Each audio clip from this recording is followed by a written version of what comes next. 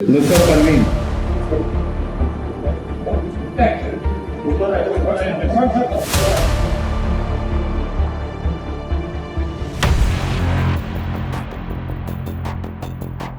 नीतीश कुमार होश में आओ, होश में आओ, होश में आओ। कोई बात इस्लाम हमारी जान है, हमारी पहचान है। इस्लाम हमारी जान है। कायदे से जिनको माफी मांगनी चाहिए थी, कायदे से जिनको इस्तीफा दे देना चाहिए था, आज वो सब के सब मैदान में हैं। शर्म आनी चाहिए। नीतीश कुमार ने सही किया, नीतीश कुमार ने सही किया। लड़की कह रही कि अब नौकरी रिफ्यूज कर दी उसने कि वो रिफ्यूज करे या जहन्नुम में जाए, जहन्नुम में जाए, जहन्नुम में जाए, जहन्नुम में जाए। देश के माननीय केंद्रीय मंत्री गिरिराज सिंह, क्या आप हमारे सिर्फ एक छोटे से सवाल का जवाब देंगे? सवाल यह कि देश की बेटी जहन्नुम में क्यों जाए? जहन्नुम में तो आपकी ऐसी बीमार सोच को जाना चाहिए। लेकिन वो कहावत है ना, एक तो चोरी ऊपर से सीना जोरी। तभी तो एक डॉक्टर बेटी का अपमान करने वाले मुख्यमंत्री ने अपने किए पर माफी तक नहीं मांगी और उनके किए को सही ठहराने के लिए पूरी फौज को मैदान में उतार दिया। कोई उस बेटी के बिहार छोड़ने की वकालत कर रहा है तो दूसरी तरफ यूपी के मंत्री संजय निषाद घटना का मजाक उड़ाते हुए आपत्तिजनक बयान दे रहे हैं। और इस फहरिस्त में एक और नाम शामिल हो गया है। वो नाम है गिरिराज सिंह का, जो बेहद बेशर्मी के साथ कह रहे हैं कि जिस बेटी का हिजाब खींचा गया वो नौकरी छोड़ दे या फिर जहन्नुम में चले जाए, उन्हें फर्क नहीं पड़ता। आपको फर्क पड़ेगा भी क्यों? फर्क तो तब पड़ता जब सही गलत का ज्ञान होता, महिला सम्मान के मायने पता होते और सबसे बड़ी बात, जिस संविधान की शपथ लेकर आप संसद में दाखिल होते हैं उसका थोड़ा सा भी सम्मान होता तो आपके मुंह से बेटी के लिए ऐसे असंवेदनशील शब्द कभी नहीं निकलते। लड़की कह रही कि अब नौकरी रिफ्यूज कर दी उसने कि वो रिफ्यूज करे या जहन्नुम में जाए, वो रिफ्यूज करे या जहन्नुम में जाए। घटिया, निम्न स्तर, असंवेदनशील, ओछा, अमर्यादित और बेहद शर्मनाक। यकीन मानिए, शब्दकोश में मौजूद ऐसे तमाम शब्द गिरिराज सिंह के दिए बयान के सामने बौने पड़ जाते हैं। लड़की कह रही कि अब नौकरी रिफ्यूज कर दी उसने कि वो रिफ्यूज करे या जहन्नुम में जाए, वो रिफ्यूज करे या जहन्नुम में जाए। सोच कर देखिए, देश का केंद्रीय मंत्री भला ऐसी भाषा का इस्तेमाल कैसे कर सकता है? गिरिराज टाइप के लोगों के बारे में हमको चर्चा नहीं, वो तो चुल्लू भर पानी में डूब के मर जाना चाहिए। Mr. Parveen.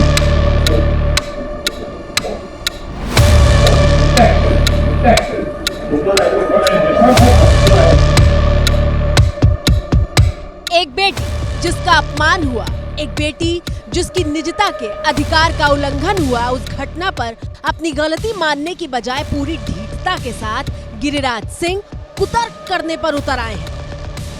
नीतीश कुमार जी ने कोई गलत काम नहीं किया है। अगर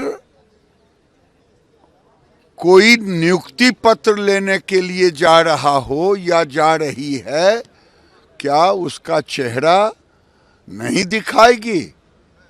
ये कौन सा, ये कोई इस्लामिक देश है?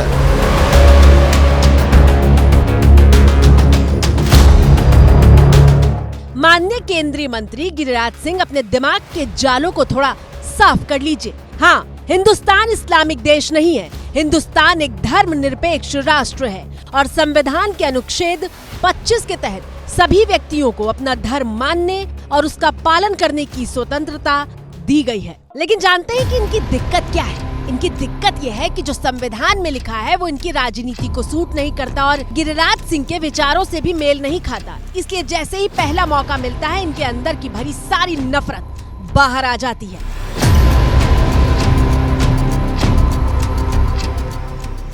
आप पासपोर्ट लेने जाती हो तो दिखाती हो कि नहीं? आप एयरपोर्ट पर जाते हैं तो दिखाते हैं कि नहीं? पाकिस्तान और इंग्लिस्तान की बात करते हैं। ये भारत है, भारत में कानून का राज चलेगा। नीतीश कुमार ने सही किया। माननीय मंत्री जी, एयरपोर्ट के लिए वेरिफिकेशन हो या फिर पासपोर्ट के लिए पहचान साबित करनी हो, दोनों ही जगहों पर सामने मौजूद महिला से नकाब या बुर्का हटाने के लिए कहा जाता है। वेरिफिकेशन प्रक्रिया में अधिकारी हाथ बढ़ाकर चेहरे से नकाब या हिजाब को खींच नहीं देते, जैसा कि माननीय नीतीश कुमार ने किया था। नुसरत परवीन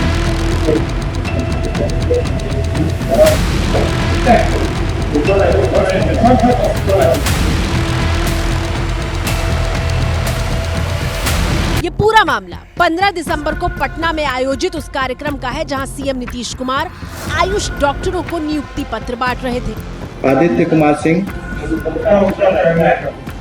स्मृति। जैसे ही हिजाब पहने और चेहरे को नकाब से ढके नुसरत परवीन नाम की महिला डॉक्टर नियुक्ति पत्र लेने पहुंचती हैं तो नीतीश महिला से पूछते हैं कि ये क्या है। नुसरत परवीन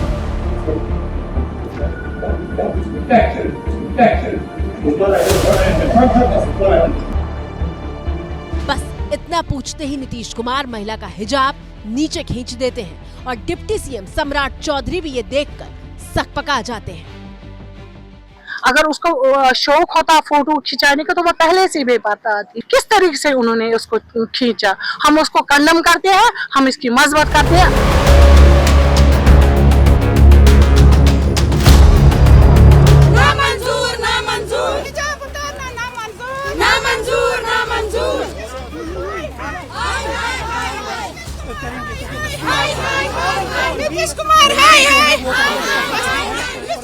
इसके बाद से देश के कोने कोने में हिजाब हटाने को लेकर हंगामा हो रहा है। जम्मू कश्मीर से लेकर दक्षिण भारत तक नीतीश से माफी मांगने की अपील हो रही है। आपको अपॉलॉजी मांगनी होगी। आप महिलाओं के हितैषी माने जाते हैं। आप अब आज जो है उन लंपटों के गुरु बने हुए हैं जो रास्ते चलते हुए महिलाओं के दुपट्टे नकाब खींचते फिरते हैं। नीतीश कुमार ने इसको हिजाब उतारा है सरेआम, तो हम आप इसके साथ है। ये जो हिजाब है ये हमारी इस्लाम की शान है, ये हमारी पहचान है।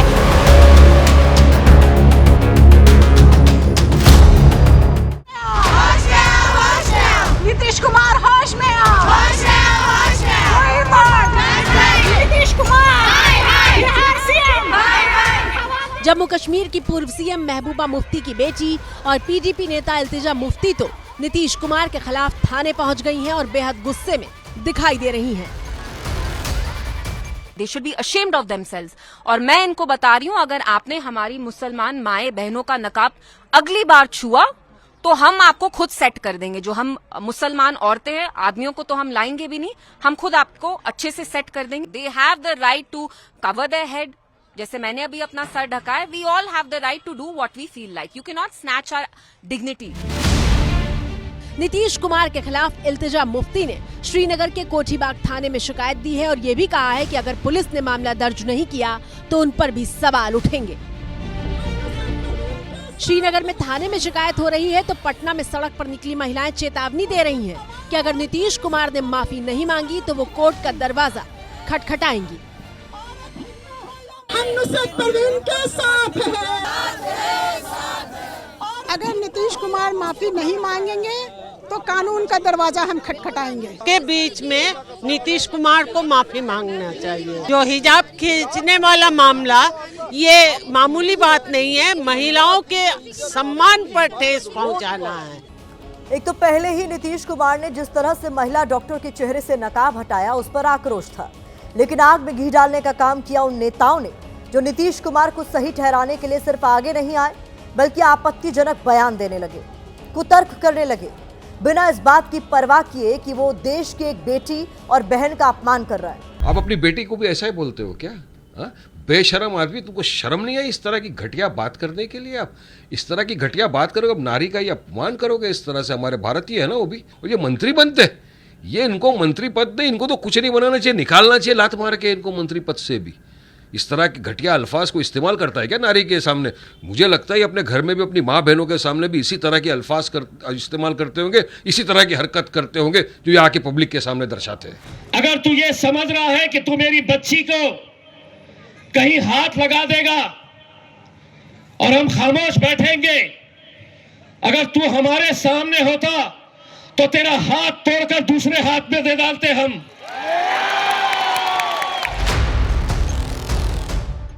संजय निषाद के इस आपत्तिजनक बयान पर समाजवादी पार्टी की नेता सुमैया राणा ने लखनऊ के कैसरबाग थाने में शिकायत दी। जब एफआईआर नहीं हुई तो वो कमिश्नर से मिलने वाली थी, लेकिन आरोप लगा रही हैं कि उनके घर के बाहर फोर्स लगाकर हाउस अरेस्ट कर लिया गया है। पूरी तरीके से आप एक समाज को इस तरीके की घृणा की नजर से देख रहे हो महिलाओं को, तो इस पर सख्त कार्रवाई होनी चाहिए। और अगर इस पर भी मुकदमा नहीं लिखा गया या उस पर कार्रवाई नहीं की गई तो हम यकीनी तौर पर घेराव करेंगे। अगली तस्वीरें देखिए जो गुरुवार की हैं, जब लखनऊ के हजरतगंज चौराहे पर प्रदर्शन कर रही महिलाओं को पुलिस ने हिरासत में लिया था।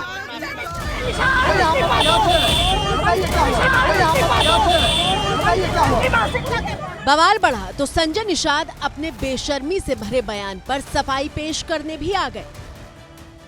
जब किसी बात को टालना, हल्के फुल्के अंदाज में खत्म करना होता है तो लोग पारंपरिक तौर पर कहते हैं, जैसे उदाहरण के तौर पर बता हमारे भोजपुरी में कहा जाता है कि फलनवा यह कहले बने कुछ और ना ही कहला सना, चला ही बतिया छोड़ दे। जिस कथन को लेकर आज विवाद खड़ा किया जा रहा है वह मैंने हंसते हुए सहज भाव से और अपनी स्थानीय भोजपुरी बोली में कहा था। न उसमें किसी समुदाय की, किसी महिला या किसी धर्म के प्रति कोई दुर्भावना थी और न ही अपमान का कोई उद्देश्य मिला था।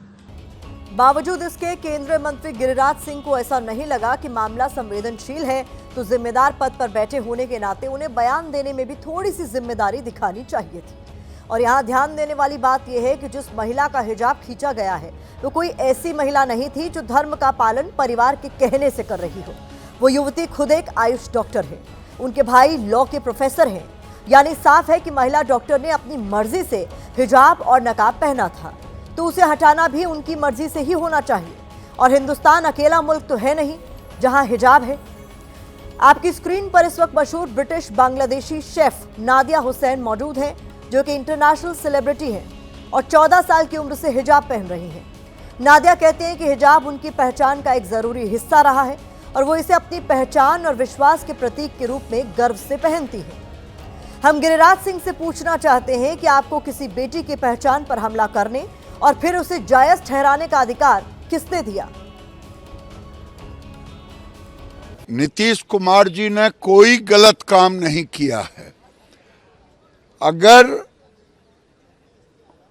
कोई नियुक्ति पत्र लेने के लिए जा रहा हो या जा रही है, क्या उसका चेहरा नहीं दिखाएगी?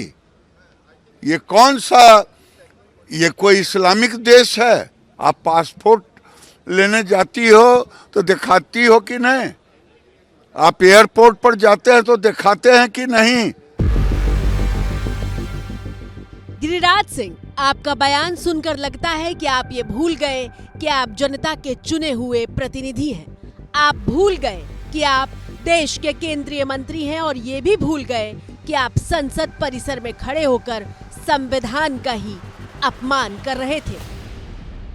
मैं गिरिराज सिंह, जो लोकसभा का सदस्य निर्वाचित हुआ हूं, ईश्वर की शपथ लेता हूं कि मैं विधि द्वारा स्थापित भारत के संविधान के प्रति सच्ची श्रद्धा निष्ठा रखूंगा। अफसोस, आप संविधान के प्रति सच्ची निष्ठा नहीं रख पाए। सुनिए बिहार के नवादा से आई उन बेटियों की आवाज जो कह रही हैं कि अगर हमारे हिजाब को खींचा जाएगा तो उनके आगे निकलने का रास्ता तक बंद हो जाएगा। हम जब वोट देने जाते हैं, आइडेंटिफाई जो करने का एक रूल होता है कि हाँ वहाँ एक लेडी होती है कि आइडेंटिफाई करती है कि हाँ ये कौन है। आज हम एक स्टूडेंट है, अगर सरेआम माननीय मुख्यमंत्री नीतीश कुमार ऐसे खुलेआम ऐसे बुरखा नोचेंगे तो हमें कॉलेज जाने में, अटेंडेंस बनाने में, एग्जाम देने में काफी प्रॉब्लम होगा। जहन्नुम का तो मतलब भी नहीं समझते। मुस्लिम को इतना सताते हैं ना, उन लोग खुद जहन्नुम में जाएंगे तब उन लोग को पता चले कि जहन्नुम होता क्या है। कि हर चीज में हम निकाब ही खोले, ऐसा तो नहीं है, ऐसा तो हम चाहते नहीं है। निकाब से क्या मतलब है? चेहरे का कोई मतलब तो नहीं है। वो तो मेरा इज्जत है, निकाब में पर्दा है। बिल्कुल ठीक बात है, बेटियों के हिजाब पर हमला करने का अधिकार किसी को नहीं है। जो गिरिराज सिंह जैसे जो बीजेपी के लीडर हैं, वो यहाँ कौरव राज बनाना चाहते हैं। राम राज नहीं, कौरव राज, जिसमें कौरवों ने द्रौपदी का बड़ी महफिल में कपड़े उतारे थे। तो मुझे लगता है गिरिराज जी की मेंटालिटी वही कौरवों वाली है। कांग्रेस सांसद रेणुका चौधरी ने गिरिराज सिंह के बयान पर कहा है कि जहन्नुम तो पैदा कर दिया गया है, वहां जाने की क्या जरूरत है। तो जहन्नुम तो आप पैदा कर दिए, जाने की क्या है जहन्नुम में। आपकी स्क्रीन पर मौजूद ये तस्वीरें पटना के राजकीय तिब्बी कॉलेज अस्पताल की हैं। ये वही जगह है जहां आयुष डॉक्टर नुसरत परवीन पढ़ती हैं। खबर आई थी कि नुसरत बिहार से अपने भाई के पास कोलकाता चली गई हैं। हमने जब कॉलेज के प्रिंसिपल से पूछा तो उन्होंने कहा कि नुसरत कहाँ है, इसकी कोई जानकारी उनके पास नहीं है। जिस नियुक्ति पत्र मिला उसके बाद से तो आ ही नहीं रही है। हाँ, यहाँ नहीं आ रही है। नियुक्ति पत्र के बाद से वो यहाँ कोलकाता चली, पता नहीं कहाँ चली गई है। हम लोगों को बगैर किसी इन्फॉर्मेशन के जो है कि वो कुछ मीडिया रिपोर्ट्स में दावा किया गया है कि उन्होंने नौकरी करने से मना कर दिया। ये भी हम लोगों को जो है कि रिटर्न में कोई खबर नहीं है या कोई टेलीफोनिक भी उसने कोई इन्फॉर्मेशन नहीं दिया कॉलेज को कि मैं ज्वाइन नहीं करूंगी या क्या करूंगी। नुसरत के कॉलेज प्रिंसिपल का जो बयान आपने सुना वो शुक्रवार सुबह का है, लेकिन दोपहर होते होते प्रिंसिपल से फिर एबीपी न्यूज ने बात की और 4 घंटे के भीतर सब कुछ बदल चुका था। ताजा अपडेट क्या है, वो नौकरी ज्वाइन कर रही हैं? हाँ, अभी जो है हमें ताज़ा अपडेट मिला है सुबह में। उनकी ही बैचमेट हैं बिल्किस परवीन, तो उससे मेरी बातें हुई। वो आई भी थी अभी यहाँ पे, तो बोले कि सर वो कल नौकरी ज्वाइन करने जा रही है पटना सदर।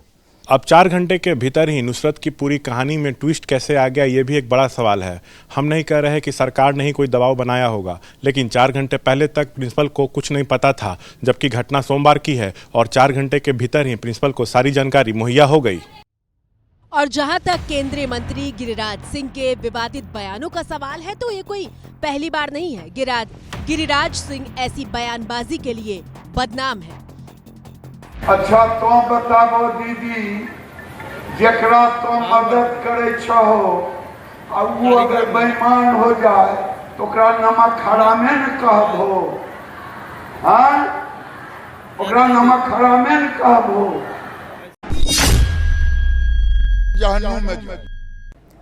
लेकिन देखिए कितने आराम से भारत की प्रभुता और अखंडता को कायम रखने की शपथ लेकर उसे अपने बयानों से ये हर रोज तार तार करते हैं। गिरिराज सिंह, आप भले ही अपना धर्म भूल गए हो, लेकिन हम आपको याद दिला दें कि आपने बिना भेदभाव और धर्म देखे देश के नागरिकों के हित में काम करने की शपथ खाई है। उम्मीद करते हैं कि अगली बार नफरती बयानबाजी से पहले आप इस शपथ को याद जरूर रखेंगे। तो इसी के साथ भारत की बात में अब मुझे दीजिए इजाजत। कल रात 8:30 बजे घंटी बजाओ में आप सभी से फिर होगी मुलाकात।